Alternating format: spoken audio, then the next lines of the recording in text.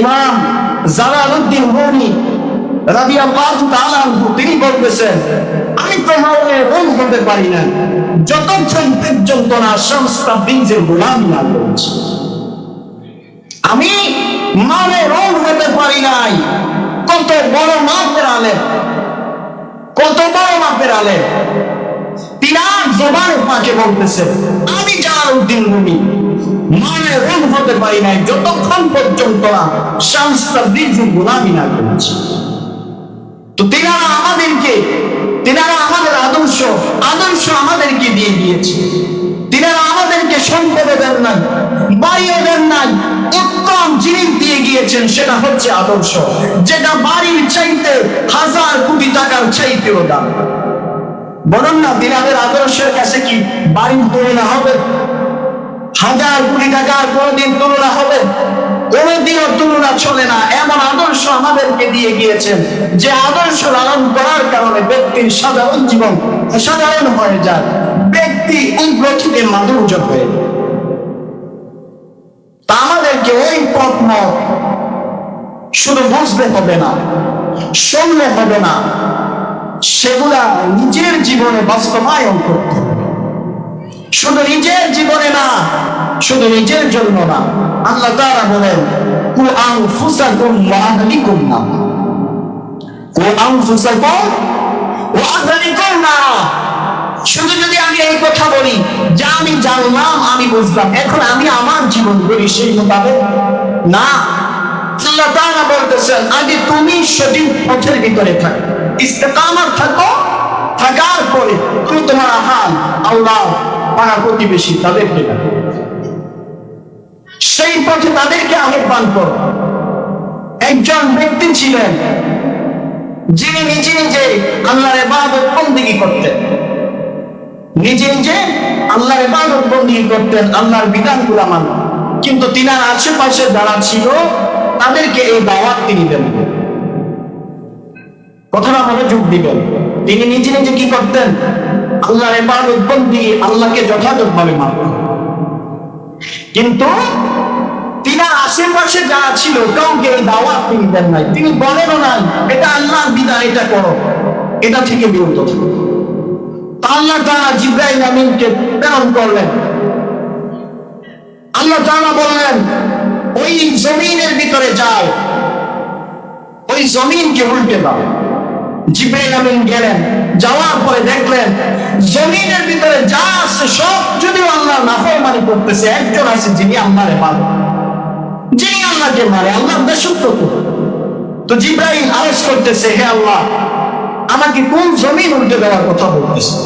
যদিও এই জমিনের ভিতরে সবাই তুমি রবের অবাধ্য থাকো, কিন্তু একজন তো আছে যে তোমার যে তোমার গোলামি করে।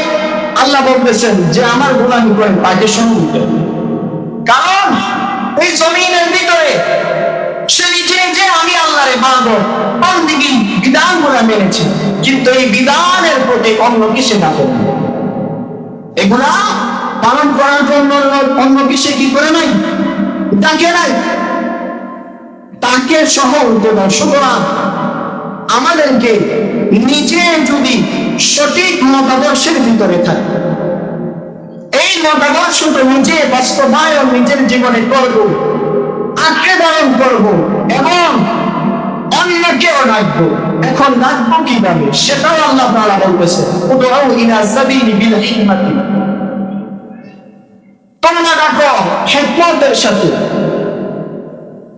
বিল মাওয়াইদাতি হাসানা, এবং উত্তম আদর্শ, উত্তম কথার দ্বারা মানুষদেরকে আমি আল্লাহর বিধান, আমার রাসূলের আদর্শে। কেমন কথার দ্বারা? উত্তম কথার দ্বারা, উত্তম বাণী দ্বারা এই যত মানুষ আছে সবাইকে আমি আল্লাহর বিধানের দিক থেকে ডাকো, আমার রাসূলের বিধানে ডাকো। তো উত্তম বাণী যদি আমি কাউকে দিতে হয়, ধরেন আমি কাউকে টাকা পয়সা দান করি, এখন আমি নিজেই তো ফকির, আমার কাছে নিজের কাছেই তো টাকা নাই, আমি আপনাকে কিভাবে দিব? আমি নিজেই খান, 1 টাকাও নাই, এখন কি আমার দ্বারা সম্ভব কাউকে দান করা? তা আমি নিজেই যদি উত্তম জবানের অধিকারী না হই, অন্যকে কিভাবে বলবো? তো সুতরাং দাওয়াতের ক্ষেত্রে আগে নিজেকে পরিশুদ্ধ হতে হবে, নিজে উত্তম বাণী কোনটা, কিভাবে ডাকলে মানুষ শুনবে সেটা বুঝতে হবে, জবানকে দেহকে এইভাবে গঠন করতে হবে, তারপর মানুষকে ডাকতে হবে। আর এই জবান এই দেহ কতক্ষণ পর্যন্ত গঠন হবে না, বারংবার আলোচনার ভিতরে এই কথাটাই বলতেছি, যতক্ষণ পর্যন্ত না আউলিয়ায়ে কেরাম হক্কানি আউলিয়ায়ে কেরামের সুহবত তিনাদেরকে আমার জীবনে আদর্শ হিসেবে গ্রহণ, ততক্ষণ পর্যন্ত এটা উত্তম জবান হবে না, এ দেহ উত্তম দেহ হবে না, এ দেহ সাধারণেই থাকবে, যতক্ষণ পর্যন্ত না তিনাদের আদর্শগুলো দ্বারা এই দেহকে আমি না সাজাই। ঘর তো সাজাই, কিভাবে ডিজাইন করলে ঘর সুন্দর হবে, সোফা সেট যা আছে, যা লাগে ঘর সাজাই সব আছে, সুকাস সাজানোর জন্য যা প্রয়োজন সব আছে, কিন্তু এগুলা তো আমার ঈমান না, এগুলা ফরজ না। আগে তো ফরজ আমার দেহকে সাজানো, এই দেহকে আগে সাজাই, এই দেহকে সাজানো আমার জন্য আবশ্যক। এই দেহকে সাজানোর সরঞ্জাম কি? সরঞ্জাম হচ্ছে সাহাবায়ে কেরামের আদর্শ, সরঞ্জাম হচ্ছে আউলিয়ায়ে কেরামের আদর্শ। এই দেহকে সাজানোর সরঞ্জাম কি? সাহাবায়ে কেরামের আদর্শ। এই দেহকে সাজানোর সরঞ্জাম আউলিয়ায়ে কেরামের আদর্শ। আমি যখন কোরআন সুন্নাহর কোন বিধান মানতে গিয়ে কষ্ট ত্যাগ স্বীকার করব, তখন আমাকে মনে করতে হবে হযরত বেলাল রাদিয়াল্লাহু তাআলা যিনি ইসলাম গ্রহণ করার কারণে অসংখ্য নির্যাতন তিনি সহ্য করেছেন, মরণ বাড়ার ভিতরে তিনাকে উত্তপ্ত বাড়ার ভিতরে কষ্ট দেওয়া হয়েছে, আমার তখন তিনাকে স্মরণ করতে হবে, তিনাকে স্মরণ করার মাধ্যমে আমি ধৈর্য ধারণ করব।